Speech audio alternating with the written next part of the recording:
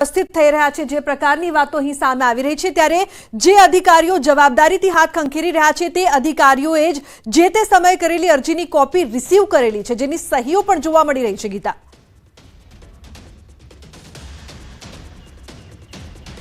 જી, હું આપણે એક વધુમાં વિગત જણાવવા માંગીશ કે આ આખી એક પ્રોસિજર હોય છે. જ્યારે કોર્પોરેશન તમને પાણીનું કનેક્શન આપે ત્યારે એમ માનો છો કે તે સ્થળ પર કોઈ કોર્પોરેશનનો અધિકારી વિઝિટ કરવા નહીં ગયો હોય.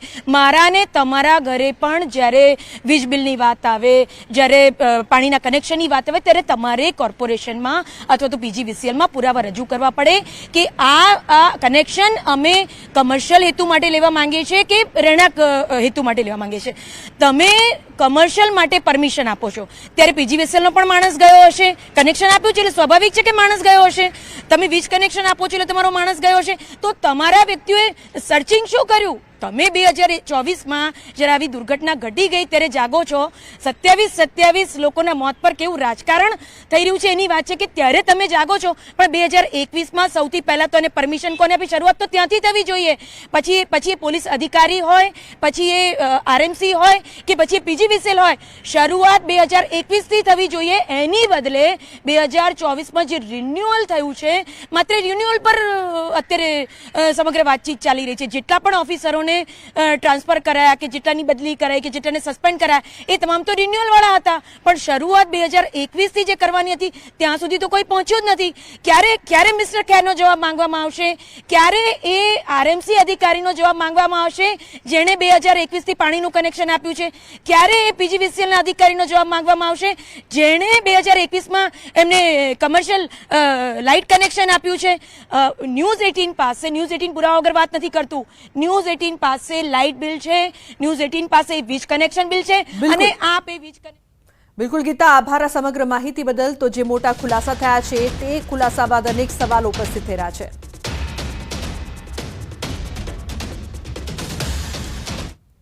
તો રાજકોટ ગેમ ઝોન અગ્નિકાંડ મામલે આરોપી કિરીટસિંહ જાડેજાને કોર્ટમાં રજૂ કરાયો છે. પોલીસ કિરીટસિંહ જાડેજાના માંગશે રિમાન્ડ. અગાઉ 4 આરોપીઓની ધરપકડ કરાઈ હતી. તો ગેમ ઝોન અગ્નિકાંડ મામલે મહત્વપૂર્ણ સમાચાર. અગાઉ પણ 4 આરોપીઓની ધરપકડ કરવામાં આવી હતી અને આરોપી કિરીટસિંહ જાડેજાને કોર્ટમાં રજૂ કરવામાં આવ્યા.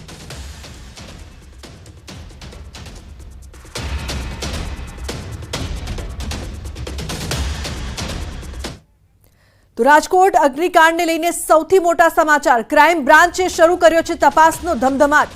અલગ અલગ વિભાગના 3 અધિકારીઓની પૂછપરછ, ફાયર, PGVCL અને પૂર્વ TPOની પણ પૂછપરછ, અન્ય કેટલાક અધિકારીઓની પણ પૂછપરછ થઈ શકે છે. તો આ તમામ લોકોની પૂછપરછ કરવામાં આવી રહી છે. અન્ય પણ અધિકારીઓની પૂછપરછ કરવામાં આવે તેવી સંભાવના.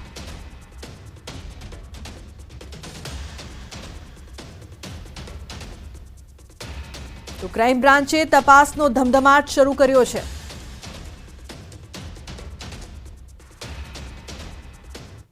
અન્ય સમાચારની વાત કરીએ તો ગીર સોમનાથમાં જિલ્લા કલેક્ટરે જાહેર સલામતીને લઈને અનોખી પહેલ કરી છે.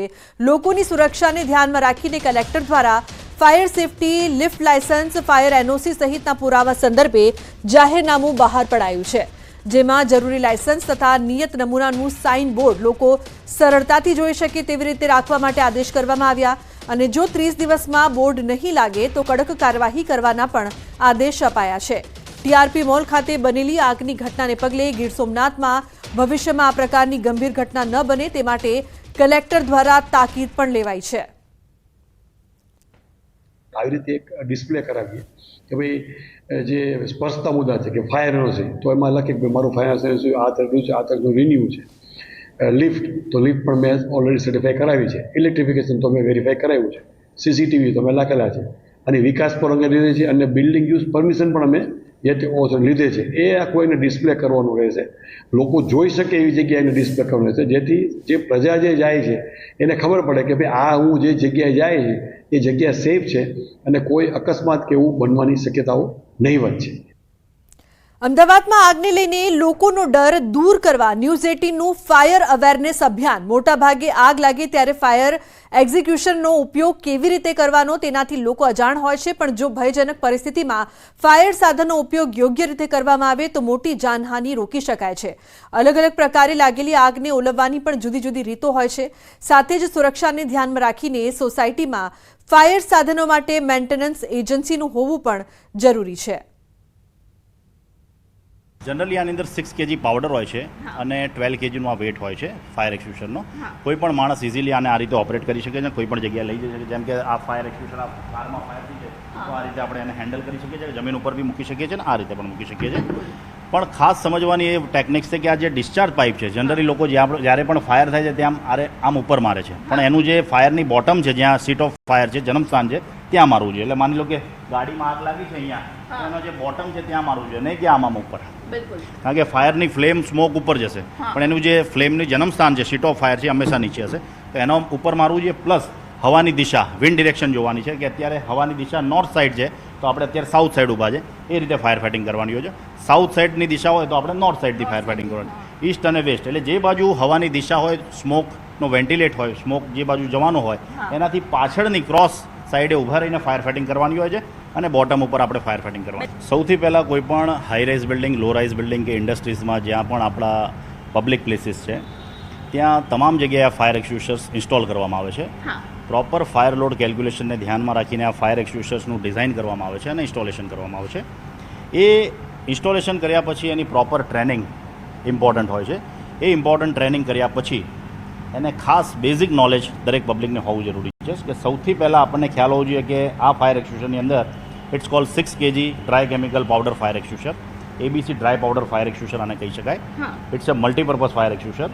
તમામ પ્રકારની A class, B class, C class, D class, E class જે 5 પ્રકારની જે આગ છે, ફાયર છે, એમાં એ લોકો કોઈ પણ પબ્લિક ફાયર ફાઇટિંગ આ ફાયર એક્સ્ટિંગ્વિશર દ્વારા કરી શકે છે. સૌથી પહેલાં આપણે આ સેફ્ટી પિન છે, સેફ્ટી પિનને રિમૂવ કરવાની છે. રિમૂવ કર્યા પછી આ જે એનો સ્ક્વીઝ ગ્રીપ છે એ રિલીવ થઈ જાય છે. રિલીવ કર્યા પછી આ જે ડિસ્ચાર્જ પાઇપ છે તેને આપણે હેન્ડલ કરવી પડે છે. એને તમે પ્રોપર આ રીતે એની પોઝિશન છે, કોઈ પણ જગ્યાએ આગ લાગી હોય ત્યારે એને આ રીતે ફાયર ફાઇટિંગની સ્ટેન્ડિંગ પોઝિશન છે. આ સ્ક્વીઝ ગ્રીપને આપણે પ્રેસ કરીએ એટલે આની અંદરથી 6 kg dry chemical powder, mono ammonium phosphate, sodium bicarbonate જેવા અલગ અલગ પ્રકારના જે કેમિકલ્સથી આ પાવડર બનાવવામાં આવે છે, જે ફાયરની ઉપર જાય છે અને એક બ્લેન્કેટ બનાવે છે. બ્લેન્કેટ બનાવીને એની અંદરથી ઓક્સિજનને કટઆઉટ કરે છે. ફાયર ટ્રાયંગલ જે છે 3 વસ્તુઓથી બને છે, ફ્યુઅલ, હીટ અને ઓક્સિજન. આ પાવડરને જેવો આપણે ઓપરેટ કરીએ છીએ એટલે આની અંદરથી ડિસ્ચાર્જ પાઇપથી આ જે ફાયર એક્સ્ટિંગ્વિશરનો પાવડર છે એ આગની ઉપર એક બ્લેન્કેટ બનાવે છે અને ફાયરમાંથી ઓક્સિજન કટઆઉટ કરે છે. ઇટ્સ કોલ, અમારી લેંગ્વેજમાં સ્મૂધરિંગ મેથડ કહેવાય એને, કે ભાઈ ફાયરમાંથી ઓક્સિજન કટઆઉટ કરીને એને ફાયર ફાઇટિંગ કરી કહેવાય. 6 kg ABC dry powder fire extinguisher છે આનું નામ. આ સેકન્ડ જે ઇમ્પોર્ટન્ટ થિંગ્સ છે, પ્રેશર ગેજ, એ સમજવું ખૂબ જ જરૂરી છે. જનરલી પબ્લિક પ્લેસીસમાં આ એક્સ્ટિંગ્વિશર લાગેલા તો હોય છે પણ ઘણા રેડ ઝોનમાં હોય છે. Red zone it's a non functional, આ કામમાં આવી શકે એમ નહીં. ફાયરના ક્લાસિફિકેશન છે. A class fire it means આપણા ઘરમાં જે ફર્નિચર છે, વુડન છે, કાચ છે, પેપર્સ છે, ગ્લાસ છે, રબર છે, પ્લાસ્ટિક છે, ફાઇબર છે, આ બધા જે સોલિડ મટીરિયલ છે, it's called A class fire. B class fire it means chemical fire, fuel જે છે આપણો પેટ્રોલ, કેમિકલ. સમાચારનો પ્રવાહ યથાવત રહેશે. હાલ રોકાઈશું એક બ્રેક માટે. આપ જોતા રહો ન્યૂઝ 18 ગુજરાતી.